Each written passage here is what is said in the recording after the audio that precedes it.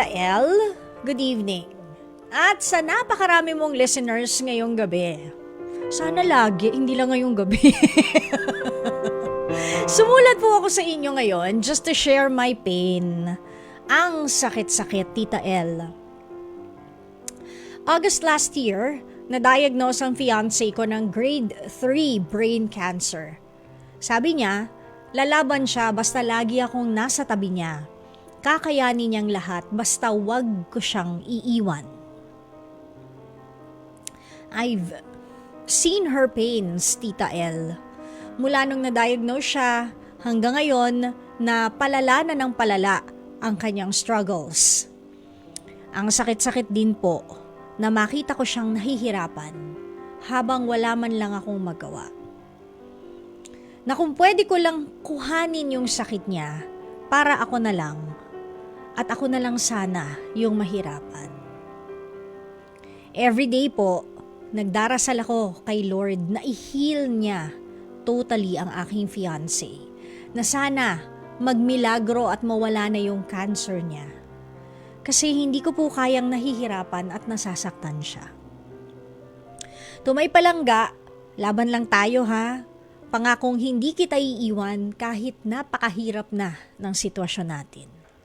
Hanggang dito na lang po at maraming salamat, Tita Elle, at sa inyong programa. Galing yan kay Luke ng Makati. Okay, Luke. Parang ang hirap nga ng sitwasyon mo, lalong-lalo na sa posisyon mo. Pero let me just share with you the struggles and the pains as well of a sibling na may kapatid na may cancer. I think 2012, 2013, when my kuya was diagnosed with prostate cancer. And his cancer, sobrang nagmamadali. As in, parang gusto niyang i-deteriorate agad-agad yung katawan ng kuya ko. So to cut the long story short, after surgeries and everything, nag-remission yung kuya ko. Natulog ang cancer niya for 1 year. But, isang araw, bigla na lang siyang nilagnat. In spite of monthly check-ups, kahit na remission siya, bigla na lang siyang nilagnat. And then, boom, nagmetastasize yung cancer niyang natutulog.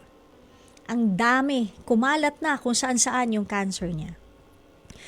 Fast forward, kinailangan niyang mag-chemo, pero isang chemo session pa lang, bumigay na agad yung katawan niya. So, nagpa-chemo siya, kunwari, kaninang hapon, mamayang 11 p.m. nasa ospital na naman kami sa ER, kasi hindi kinakaya ng katawan niya yung mga reactions or side effects nung chemo. Fast forward, pagkatapos nun, tinubuhan siya para mas makahinga siya ng maayos and napunta po siya sa ICU. Yung ICU, hindi ka naman pwedeng makapasok doon. Nurses and doctors only. We can only view him from a window.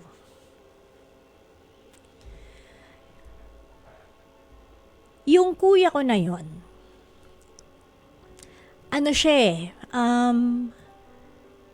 gusto niya na lagi kaming naandon para sa kanya. Katulad ng storya mo, 'di ba? Sabi ng fiancé mo, kakayanin ko yung laban. Basta dapat nandyan ka lagi. So ganun din yung nangyari. From the window, we would be his cheerleaders. May mga boards kami na laban, kaya mo yan. Go lang ng go, fight lang ng fight. Kapag visiting hours, isa-isa kaming papasok sa loob ng ICU just to see him. Nung medyo malakas-lakas pa siya, nakakapag-spell pa siya ng letra eh. May board, tas may ABC, so tinuturo niya, ganyan-ganyan. Nagkikwento siya, may masakit, M-A-S-A-A, ni-spell niyang ganon. Hanggang sa unti-unti nang nag-deteriorate rin yung katawan niya. Actually, nangailangan pa siya ng dugo. Nasupplyan pa namin ng dugo kasi nasa may katawan po yan lagi. Sabi ko sa kanya, tandang-tanda ko, binulong ko sa kanya, Kuya, sabi ng mga doktor, kailangan mo raw ng transfusion ng dugo. Laban pa ba tayo? So, tumango siya. Oo. At nagmadali daw ako maghanap ng dugo. That 2 bags of blood extended his life just enough for us to say our goodbyes. So, after that night, he passed away. So, I guess what I'm trying to say, Luke, no matter how hard it is for you to see your fiancé suffering, masakit man sa kalooban mo na wala kang magawa, that you feel hopeless physically, wala kang magawa for her, pero isipin mo na lang yung naandyan ka lagi sa kanya, sa tabi niya, to give her moral support. That is enough. That is enough, including the prayers. That is enough. That is the best that you can do. Kasi hindi natin nga maaako yung sakit eh. Pero at least naandyan ka. And I'm sure, whatever happens, she appreciates your presence, that you are always there for her. Siguro ang isa pang suggestion also would be, ibigay mo na lahat. Itodo mo na. Kasi hindi natin alam kung hanggang saan ang buhay, lalo na sa mga taong may karamdaman. That way, kung hindi man pala rin, sa laban, wala kang regrets. And siya naman, may baon siya ng memories niyo together. 'Di ba? Meron pa nga mga stories, 'di ba? There was this viral video of a woman, baliktad, a woman na bago malagutan ng hininga yung fiancé niya, nagpakasal sila. So, remember, do you remember that viral video na naka-suit and tie din si kuya ninyo, and then she got married. Nagpakasal sila. Simple wedding lang, but at least, until the very end, they've proven their love for each other. Yung literal na till death do us part. Nakakaiyak naman tong Luke. Nakakaiyak yung storya mo. Pero, wag mo siyang iiwan kahit na masakit, kahit na hindi mo kaya. Humugot ka rin ng lakas sa kanya for you to go on with this fight that she badly needs you in. Okay? Basta andyan ka lang lagi, Luke. Ano na yan? Happy na siya for sure. So, wag mo lilimutan lagi maging cheerleader niya.